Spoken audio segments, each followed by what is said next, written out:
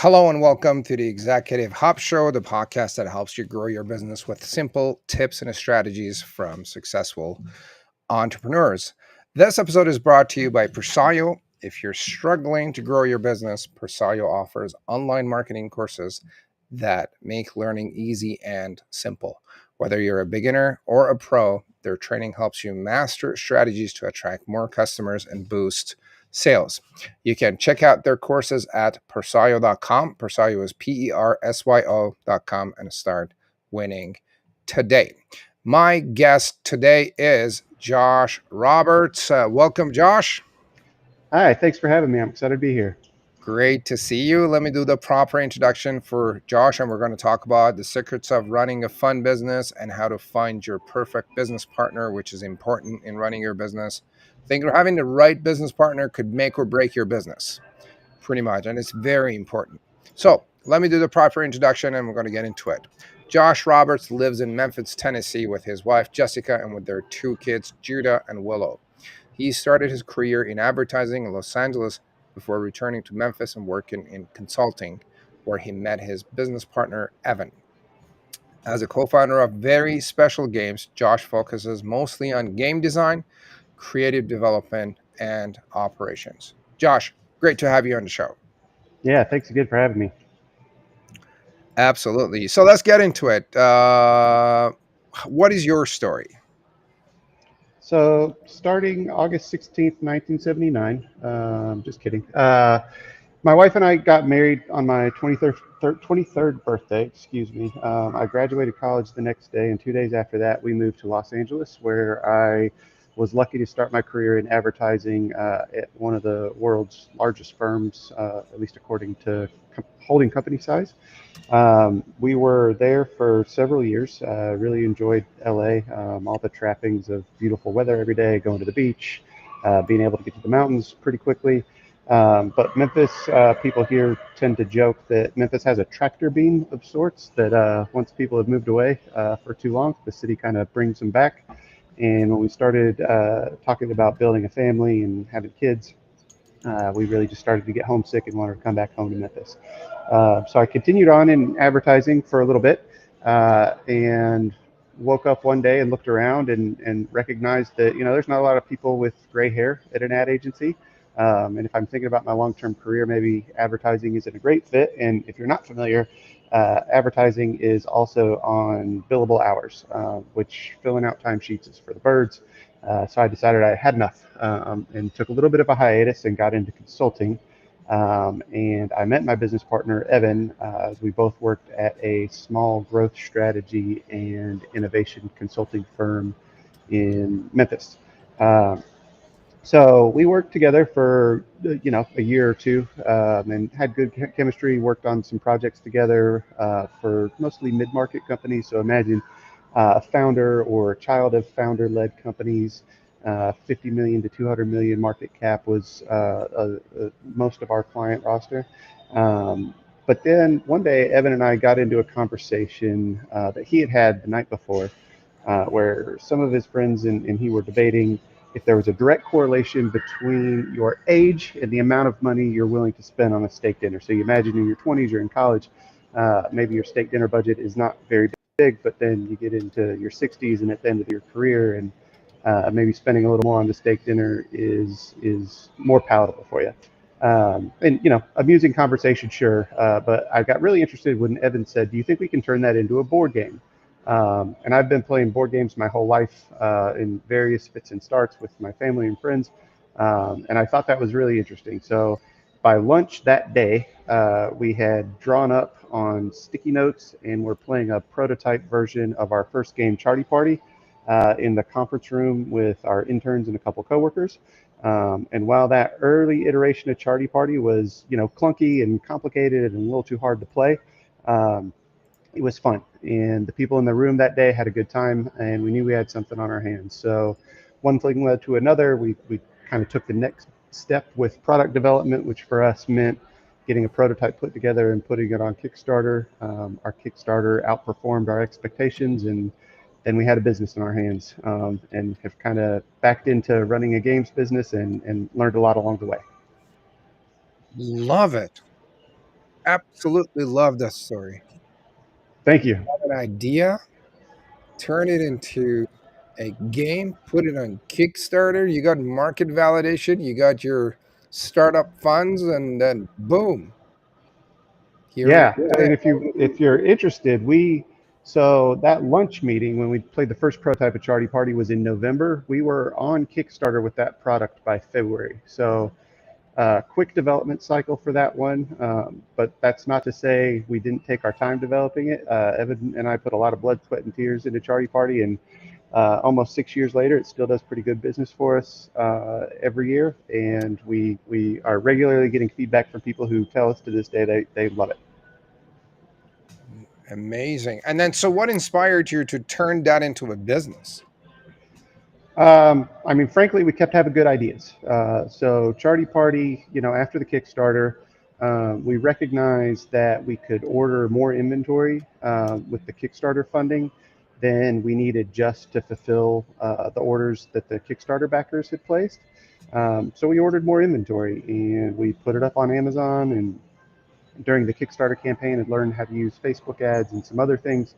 Um, and we started doing sales every single day based on some online advertising and our Amazon presence. At that time, we had a Squarespace website specifically for just Charty Party. We're now on Shopify and have all of our game products on that website for veryspecialgames.com.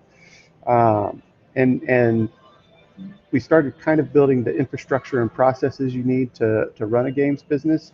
But importantly, coupled that with, we had a pretty good idea at least once a year since then. So we've been able to launch 8 products now, and are looking to do 4 more this year. Amazing. Yeah, I was going to ask you, do you guys only sell direct to consumers, or do you sell them through other vendors and couriers as well?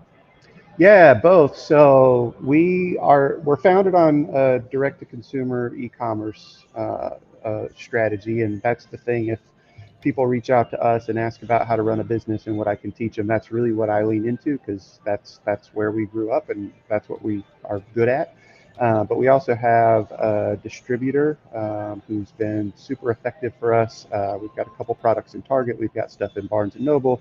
We're going into Walmart early this year, so we're diversifying into wholesale and retail. We have a small wholesale business for hobby and game stores that we run ourselves through a platform called Fair, where people can order cases of our games off our website to put in their stores or board game bar or whatever they may have.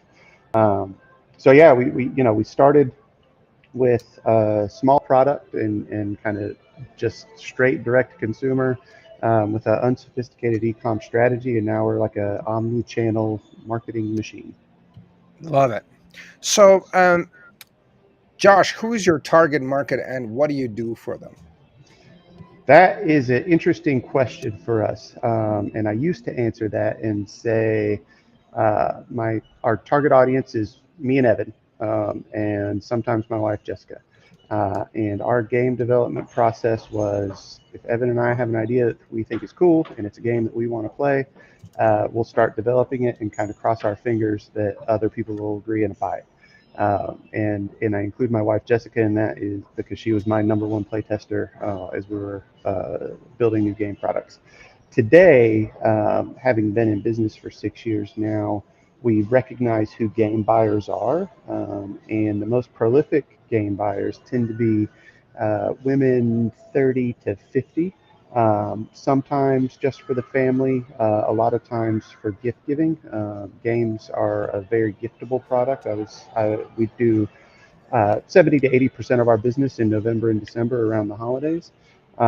So I don't tell you that to say that we make our games for women who are 30 to 40 years old, but we try to focus on what we think is going to be important to that buyer. So um, something that's accessible. We don't want to make something that looks too hard to learn or too complicated to bring out and play with your family over for a few minutes, and kind of something that's themed in the same vein. That person's not going to be nervous to give as a gift or to bring out at a dinner party. and just kind of check the boxes of what we think their need state is. I've recognized in myself, I rarely bring my best friend of more than 30 years over to the house to test new game products because he's busy. He's got two kids, he's got an important job. And I'm not going to ask him to spend his free time on something that's half baked and that's not fun yet. And we try to take that idea of um, putting something in front of somebody that's going to bring them joy, and it's going to be the opposite of a waste of their time. It's going to amplify their quality time that they have with their loved ones. And there's a lot of pressure when you're hosting a get together of the people you love. And if you're going to bring a game to the table, you want to be able to trust that that game's going to be well received by the people you have visiting, and so those are the kind of games we try to develop. I love it. A few important things you mentioned there was we think about what's important for the buyer, and we don't want them to be nervous when they're taking them around, Mm-hmm. and they want to make sure that the gift is well received. Those are amazing, I guess, questions and thought processes when designing a product. Mm-hmm. Uh, I think those are well worth writing down and making notes and taking action on it. As if you're designing a product, whether it's a physical product and or even digital product, I think we could answer all those questions for our design process. Sure, Amazing. and I coincidentally, the growth strategy and innovation firm where Evan and I worked, where we met, leaned on at the time a design methodology called design thinking, and not to bore you with too many of the details of design thinking, but the first part of that process is called empathy, and that's really understanding who your user is and the problems they have that you are trying to and have the ability to solve.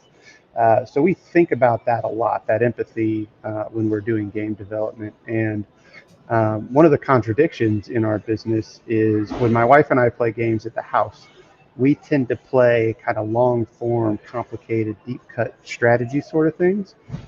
And that's not the games we make. Number one, because there's people out there who do that on a daily basis better than I ever could. So we're not going to try to make those kind of games.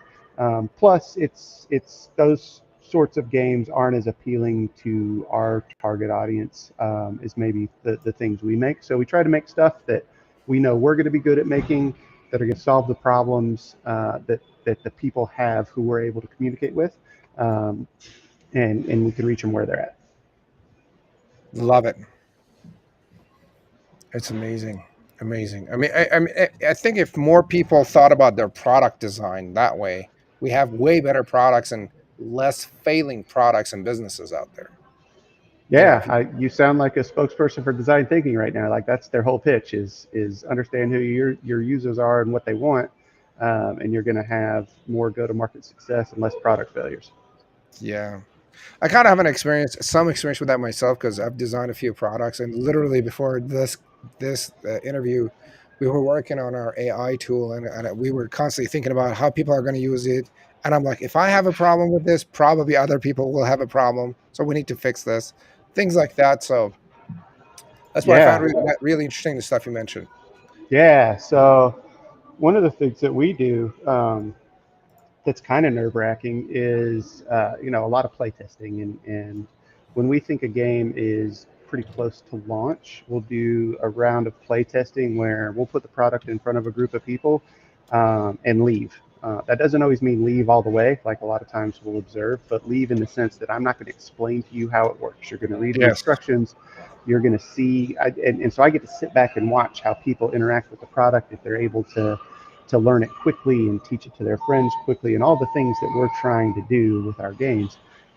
And there's no better teacher than watching your target users try to use your product and observing whether or not they get it right and they're using it the way they intended. And most importantly for us, are they having a good time? Because at the end of the day, Evan and I are packaging up and trying to deliver fun. And if they're not having fun, we failed.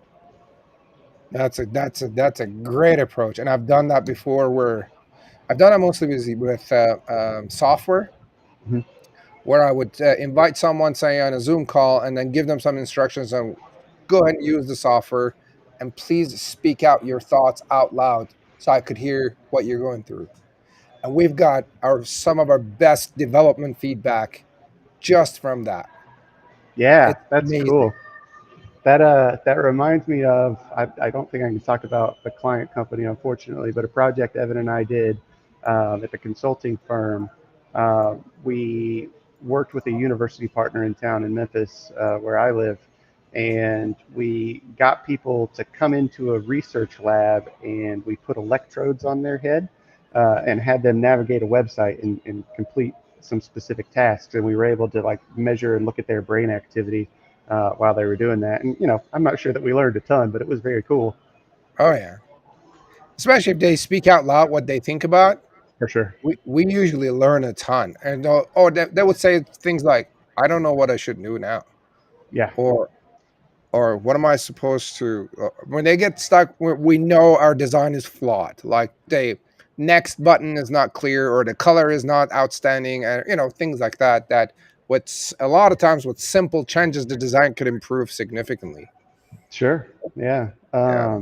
How disruptive has AI been for you? I'm kind of curious about that because it's starting to show up in our industry a little bit as well.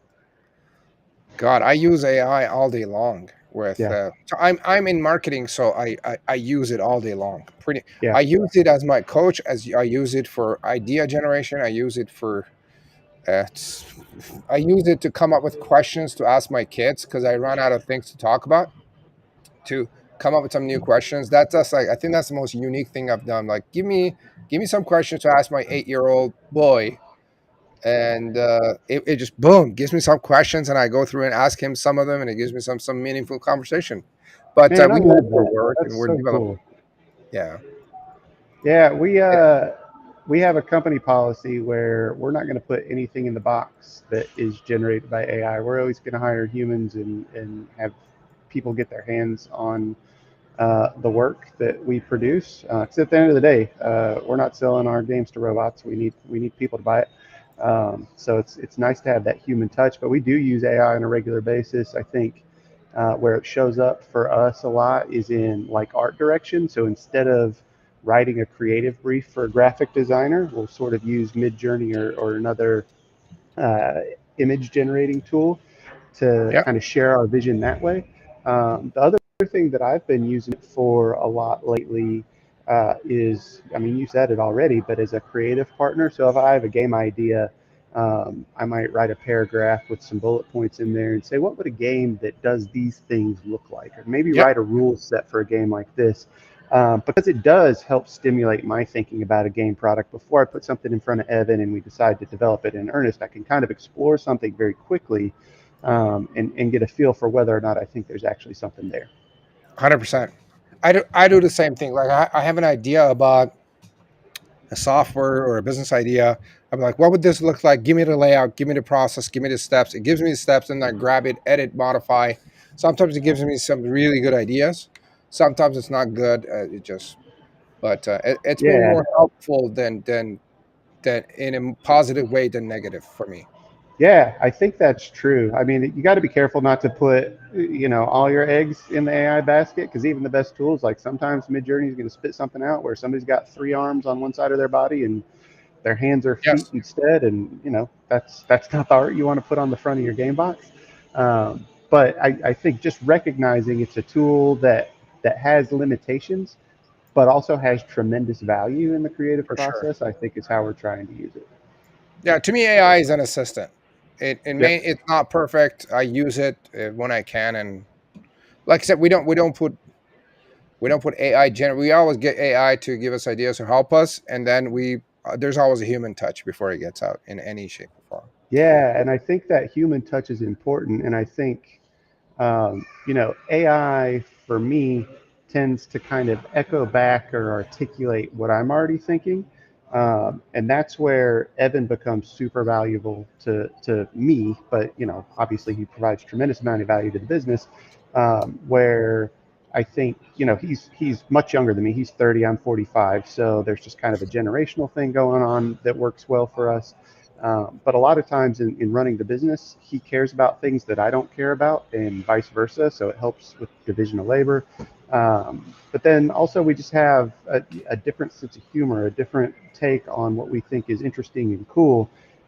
So there's a really nice creative tension both in how we run the business, but also how we do game design.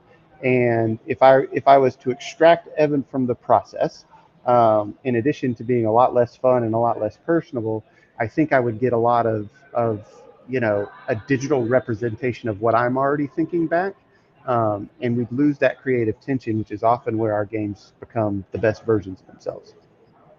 Oh yeah, absolutely amazing. It's been helpful, and I think AI is still in the early stages, and it's going to For do a sure. lot more in what we do. So, Josh, what is the uh, problem that you guys solve, and how do you solve it for your customers? That is a big question. So first, board games had something of a renaissance during the global pandemic. People are stuck at home and grasping at straws, looking for literally anything to do with the people they're trapped with. So on some level, high level, the biggest problem we're trying to solve is enabling high quality, enjoyable human connections. So we, in our game design guide, we have heuristics about, making sure everybody at the table is engaged at all times. Don't give people a reason to pull their phone out of their pocket. Like, there's plenty to do in the internet space and on your phone and on your computer. But we really live in that part of somebody's life where, like, I'm bringing together a group of people I want to spend quality time with, and we want to create a product that helps you make those moments the best they can be. Love it. Beautiful. Enabling high quality human connections, and don't Yep. give people a reason to pull their phone out. Those are Yeah, that's right. And amazing. what's interesting about games, at least in certain social settings, so we've got a super cool board game bar in Memphis called Board to Beers. If you're ever in town, you should go there. But one of the things you'll notice if you go and sit there for a while is you'll see groups of people and there's a game on the table, and sometimes the game never gets opened. And it's kind of just like a social lubricant in the sense that, you know, the game is what brought us all together. If the conversation gets boring or otherwise uninteresting, we've got this thing that we can open up and we can play and kind of rekindle what we're here to do. Um, but it's kind of a low pressure social empowerment tool, I think. And I know that's kind of a overwhelming and big way to talk about a board game, but I really, when we're designing something, we treat it with that level of seriousness and care, because we are asking you to spend, upwards of an hour of your and your friend's time with our product. So we try to deliver something that's worthy of that time you're giving to it. Absolutely. So, Josh, Zara is watching on Instagram, and she's saying, "Well, what games? Can you give us like the names of your top five popular games?" Yeah, well, there's two that, if you're at all familiar with games, that you're maybe likely to have heard of. So our top performer is a game called Ransom Notes. Ransom Notes is in Target, Walmart, and Barnes and Noble, among others, but those are the big ones. Ransom Notes works where there's a bunch of prompt cards in the box, and then the players have a word cloud made of word magnets. So the prompt card comes out, and everybody responds to that prompt card as best they can with their word magnets. My favorite prompt card is write a eulogy for your boss who you openly despise.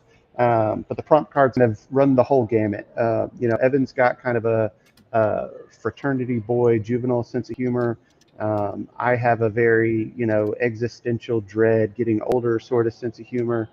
So there's a nice mix of that kind of humor in Ransom Notes. We created an algorithm for determining what the words should be on the word magnets included in the game, and that's important because even though you know you get a random smattering of words, the algorithm we created to determine the vocabulary of the game almost 100% of the time ensures that you're going to be able to respond in some meaningful way. You might be at the table playing Ransom Notes and say, "Man, I really wish I had this word," and you just don't. So that's kind of a bummer. But That's our flagship workhorse. It was the number one game on Amazon in holiday 2023, and I think got up to number three in 2024. So that one's Ransom Notes. The other one that we have that's big is called Abduction, but it's spelled DUCK, like duck, quack quack. And Abduction is a light strategy game where the players basically arrange the ducks on their board into different formations and they capture point cards depending on how complicated that formation is. And that one is a really heavily themed game for us. So it's called Abduction because the ducks, when they're not in use, live in this silicone spaceship. And there's this theme around it where the players are interns at a intergalactic corporation that for some reason is doing research on ducks on Earth. But it's really fun. And then we've got, I'll try to blow through the rest of them quickly. Tiny Laser Heist is kind of an escape room in a box where players cooperate and compete to steal jewels out of a museum. Puns of Anarchy is a game where players change pop culture ephemera, so like books, movies, TV shows. They use dry erase markers to make jokes in certain categories. So the categories might be as mundane as like food or animals, and up to science experiments. That jars loose. One of my one of my favorite examples. Was a player was playing into the category science experiments, and they had the card Death Cab for Cutie, and they changed it to say Death Lab for Curie, referring to Marie Curie, which I loved. Charty Party I mentioned earlier. We've got something coming out called Bloom Chasers. We've got a product called Vens with Benefits, which is it's a Venn diagram party game. So the players connect these two disparate things and make jokes around there. Trying to remember a good example of that that's clean enough for for this show. Um, Hot air balloons and my ex-boyfriend, and the player connected it, full of hot air, which was fun. But yeah, so we just try to make a light strategy game. Hopefully, you can learn how to play it in less than a minute or two, and have a good time. 45 minutes and an hour with your friends and family. Love it. So Zara says she has heard of that one. I don't know which one she said here. I think it was maybe the abduction one, or maybe another one. Gang, if you're watching or listening, you could go to veryspecialgames.com, and you guys have like a .ca site for Canada. We do. I just noticed. Yeah, so we've expanded into Canada. We're working on expanding into Europe. I'm not sure that we're doing a tremendous job on that, but trying to own our international expansion ourselves. So it's a lot of work on the front end, but obviously for the purposes of revenue and margin, rather than having licensing partners or distributors, if we own that business ourselves, it's better for the health of the business. So we're trying to do Oh that yeah, slowly but surely. love it. Um, Josh, do you guys ever try to maybe stay in touch with your end users and clients that use your boards? Yeah, for sure. So we do that informally and formally. So that informally, we send out some follow-up emails after somebody's made a purchase.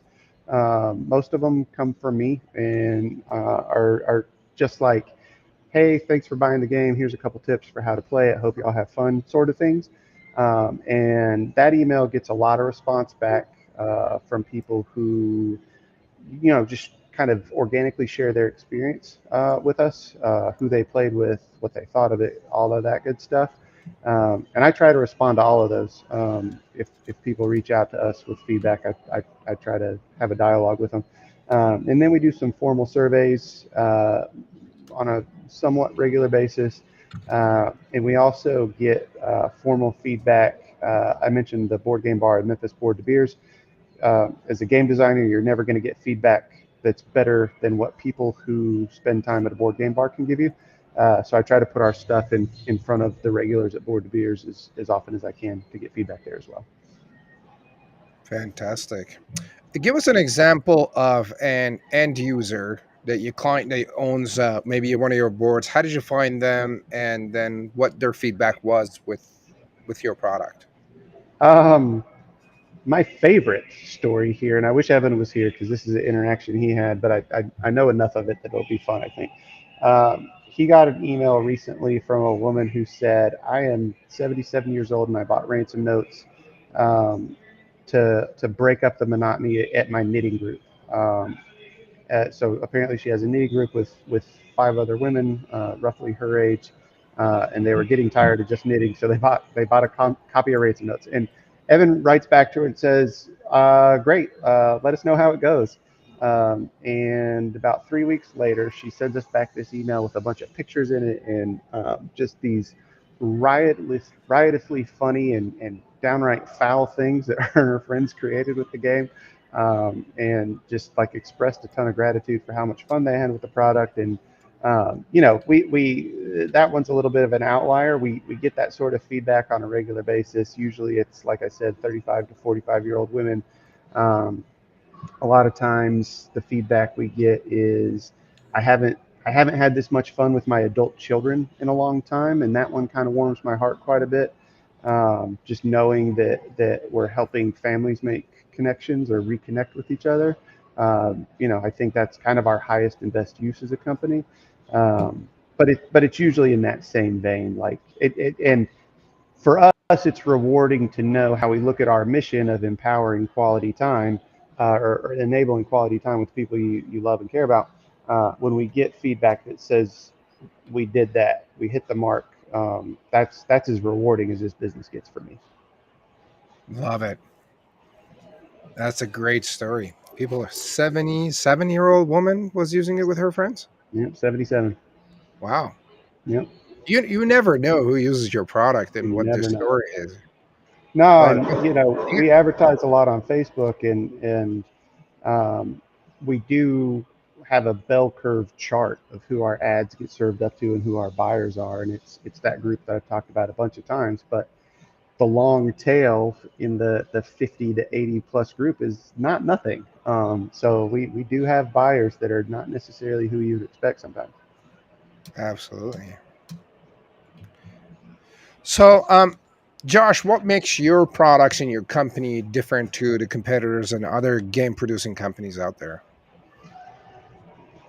Great question, and this is my opinion, obviously biased, so take it for what it's worth. I think there's an ecosystem in our business of game inventors who are some of the most creative and hardworking people maybe in the world. They're just idea factories for games, and a lot of times the way a game gets made is these creators pitch it to a company, sometimes like ours. We don't ever take them, um, but most board game companies take an idea, kind of develop it, get the art done and all that, and then put it out in the world, see if it can work. Uh, every game we have, Evan and I made it. So for better or worse, it's something that we've put our blood, sweat, and tears into, which means we care about it a lot, which is not always the case in the board game business. Like a lot of times, if you're taking somebody else's idea, I think in any industry, but particularly the board game business, by definition, you can't care about that idea as much as you can your own thing that you made, with your creativity, with your blood, sweat, and tears. So I think that's a big difference. Is Evan and I are fully involved in the design and development process from beginning to end. I think the other thing is we just have this idea. There's this game called Gloomhaven. If you're not familiar, Gloomhaven is a real deep cut strategy game, really, really well done. Was the number one ranked game on Board Game Geek, which is kind of the online hub for board game enthusiasts. I think it was number one on Board Game Geek for like 8 years. Don't quote me on that. I might be wrong about the time, but it was some astronomical length of time where this is the top rated game in the world. And the amount of energy they put into the details, and just you can tell just looking at the box, and especially when you open the box and when you play the game, you can tell how much time and energy and attention to detail they put into Gloomhaven. And Evan and I have this belief that like Ransom Notes is not Gloomhaven, but we can put the same level of care into developing Ransom Notes that they put into developing Gloomhaven. So different experience, different level of accessibility, but for Ransom Notes in particular, we had a design heuristic that was like people are going to play this game at a party, and if somebody comes and they sit down and they play one card and get up and walk away from the table, that one card they play should be enjoyable and memorable. So I think we wrote something like 3,000 cards for the first version of Ransom Notes, and it has 250 in it. Oh And, wow. and we just nurtured and cultivated and made each of those 250 cards the best we could possibly make them, uh, with the hope that if you just saw one, it was a good time for you. Yeah, the one you mentioned, writing a eulogy for a boss that you hate. That's a good one. It's relatable, right? Oh my goodness. That could go viral very quick on social media. Yeah, I mean that's part of our success has been the shareability of Ransom Notes. I think unlike some other party games, our games, all of them except for Charty Party, and we didn't know what we were doing when we made Charty Party. So it's this way: if we made Charty Party again, we would make it differently. Love it, but we've got a different philosophy now.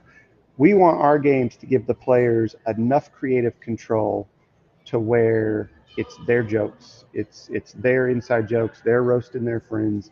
It's not stuff that Evan and I wrote that they're just matching our jokes with some other stimulus.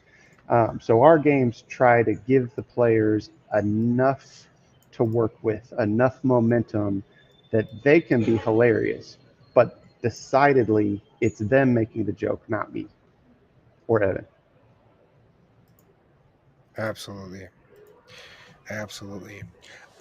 Josh, what are some of the milestones that you guys have achieved along the way since you started Very Special Games?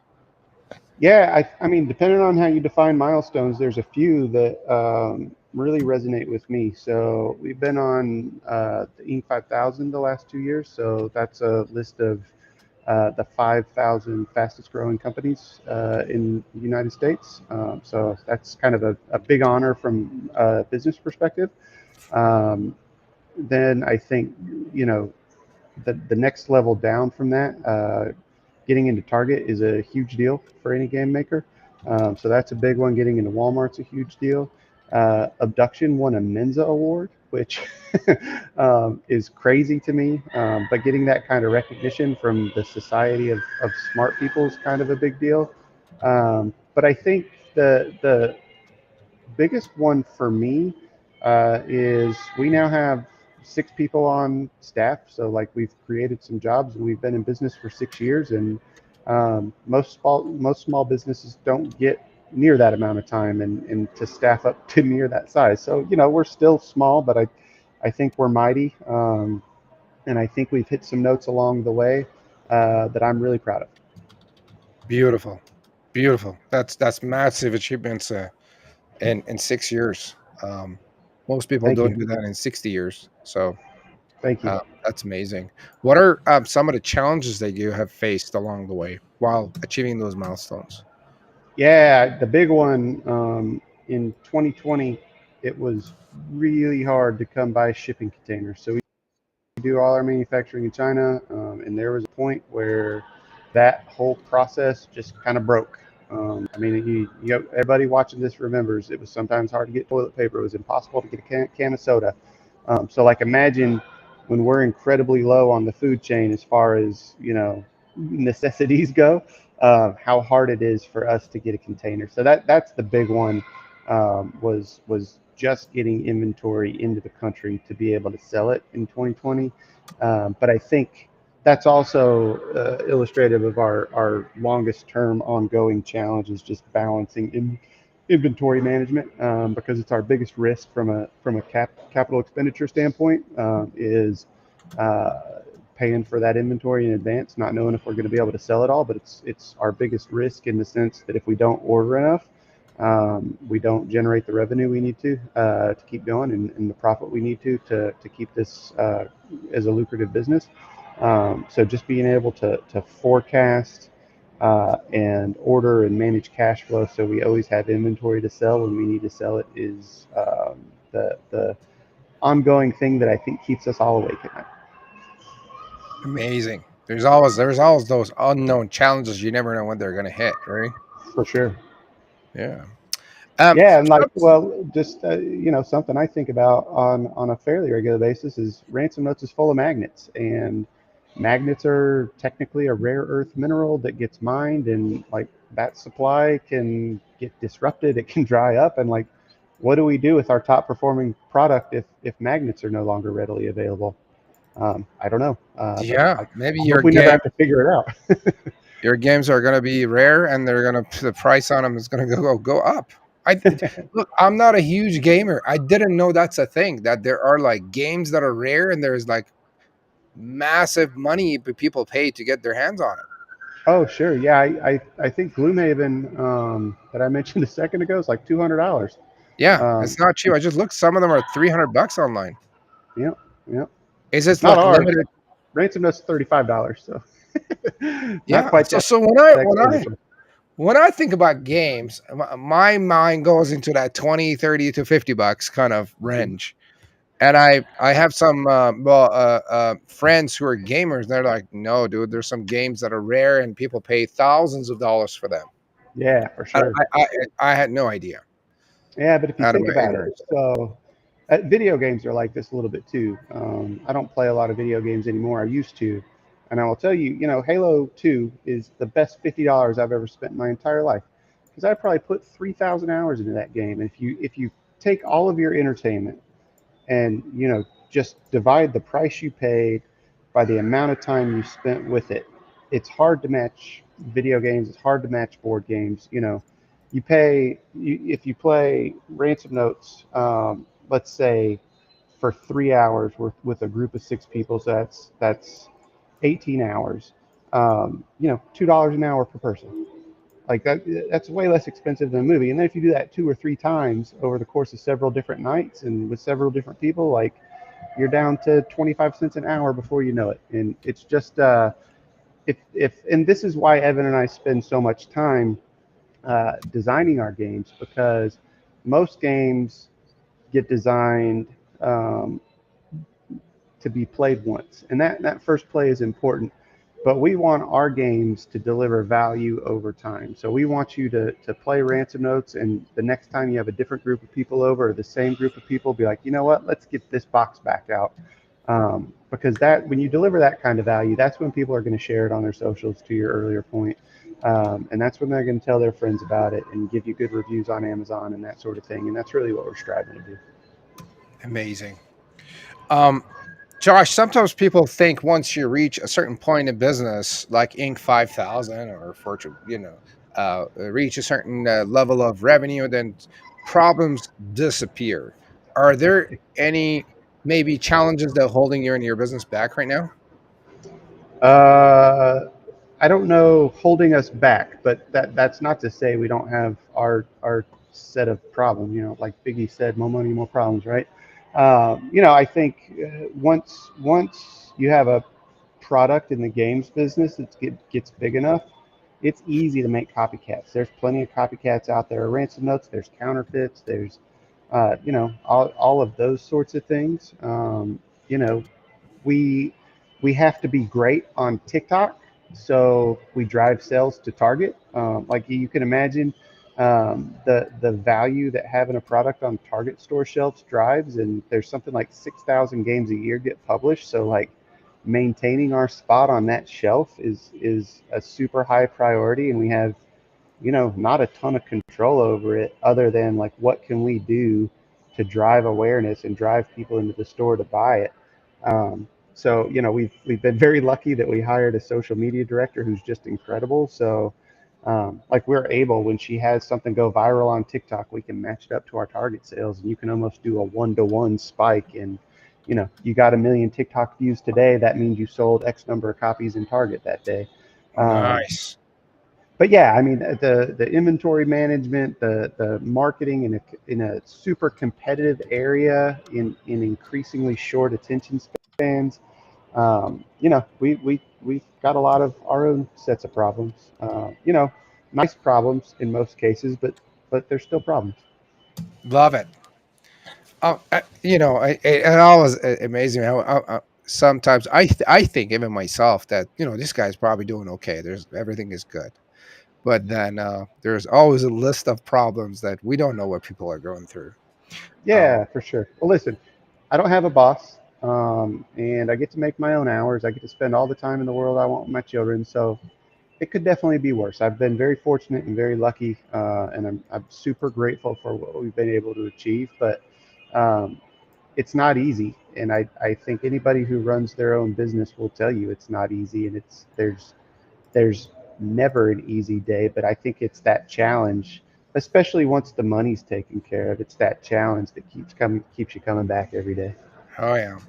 So Josh is all right saying, "What do you do now that TikTok is banned?" Well, TikTok's back. Oh, it So is. yeah, like it was banned for like 12 hours or something. It doesn't work the same anymore. The algorithm's different. So we actually just are having our first viral moment post ban today, which our social media director is a little disappointed because she likes to have viral moments more often than that. But I think, you know, I've been around the internet since it started, and one thing I know is if TikTok disappears, something's going to replace it. So when TikTok was looked like it was going to go away for good, we were leaning into Instagram and Facebook and Pinterest and some of the other social sites and thinking about some of the more nascent ones, Blue Sky. There's a couple that our social media director mentioned that I've never heard of and I don't remember the names of that she was trying stuff on. So that'll be it. You know, if TikTok goes away forever, um, that'll Sure, be that a works. bummer. We'll have to pivot and we'll figure it out. Awesome. Awesome. Josh, we mentioned so in the beginning of the show talking about. I know we're running out of time too, so we talked about working and finding a good business partner. Give us the 1 minute rundown on how that works. How do you go about it, and what people should look for? So what people should look for, I think, is a complementary skill set. If you're going to run a business with somebody, it's much better if they are interested and good at the things you are not, and vice versa. You want to be able to bring an equal amount of horsepower to the table, so to speak. I think depending on the industry you're in, you want to have complementary skills there. So I mentioned earlier my sense of humor versus his sense of humor, and that tends to make a game that's pretty robust and explores a lot of subject matter instead of if it's just me telling jokes about existential dread over and over again. So somebody who complements your creative skill set as well. And then I think importantly, and I think this unfortunately gets lost on a lot of people, but you have to go into business with somebody you like to be around. And I know not everybody believes that, but I've joked that my relationship with Evan is more legally binding than my relationship with my wife. And that's true. Like, my wife can leave me tomorrow for whatever reason she decides. Like, if Evan decides to kick me out of the company, we have to go to court. There's arbitrators get involved. Like, he can't just leave and not be in a relationship with me anymore. So, like, when you have that level of stickiness and dependence in the business, you better be doing it with somebody that you like being around. Love it. Love it. I mean, finding the right business partner is difficult, but when it's done right, it helps tremendously. For It sure. helps No, tremendously. I'm grateful every day that I found Evan and that we stumbled into this thing together because, you know, you glimpse at our business and you could do it as a single founder. And I've looked at it before, and Evan's looked at it before, and we've joked with each other like we could do this ourselves potentially. But I'm so glad we're not because whatever version of it that I would have done myself would not be as high quality and reliable a business and as sustainable a business as it is. So I'm grateful every day that I found Evan and I get to work with him. Yeah, I'm always. I've been lucky to find a business partner to work with, but honestly, I pray to God to find a good business partner Yeah. that I could do some good damage with. Um, Josh, what's one advice that made a big impact in your life or business? I'll try to tell this story quick. So before I worked in the board game business, an offshoot of what I was doing, consultant work. I ran a nonprofit organization that helped people start charitable clinics anywhere in the country, and we had a single philanthropist who funded that endeavor. Um, just the best guy I've ever met. He had a reputation for being a little rough around the edges and a little demanding, but I just thought he was the greatest and incredibly generous. Anyway, one day he and I were talking about the financials of the nonprofit. And he said to me, and it was meant as much of an insult as it's going to sound like coming out of my mouth, that if somebody can't explain something clearly, it's clear to him they don't understand it. Yep. And I think I took that to heart and decided from then on, if I'm ever going to be in a position where I have to talk about something, whether it's my game design process, the financials of our business, whatever it is, I am going to understand it enough that I can communicate it clearly. I hope I've done that today here. But that was a piece of advice. Make sure you understand what you're talking about so you can communicate clearly. That I think is really important no matter what you're doing. Amazing, amazing. As a huge fan of keeping things simple and clear. I mean, our entire brand is about simplicity, making things simple. I think, yeah, if you can't say it clearly or if you can't explain it so everyone, I say another version of that. I say is like if you explain it and a 5-year-old doesn't understand it, you don't know what you're talking about. For sure, for sure. Yeah, So I love it. that's a good way to look at it. Josh, I really wish we would have probably booked out like 2 hours for this conversation because it went a lot more interesting than I thought. And I would have Good. loved to geek out on product design, on marketing, and more of what you do. And we had people asking questions, so this was a fun episode, and I truly enjoyed it. Well, thanks for having me. Glad to do it again sometime if you want. But really Yeah, I would appreciate love you to having do me. a follow-up episode and geek out on a bunch of stuff that we talked about because uh, actually the friend that's asking the question, Zara, is a friend, and she drags me into games from time to time, and she's actually part of the reason we play some of the games. So, Cool. and I love product design and thinking about what customers think and getting in their shoes and getting feedback. I really enjoy that process. Yeah, Um, for sure. Well, I'd be happy to talk about it with you. 100%. Um, tell us about where can our people that are watching or listening reach out to you and learn about your products and what you guys have out there.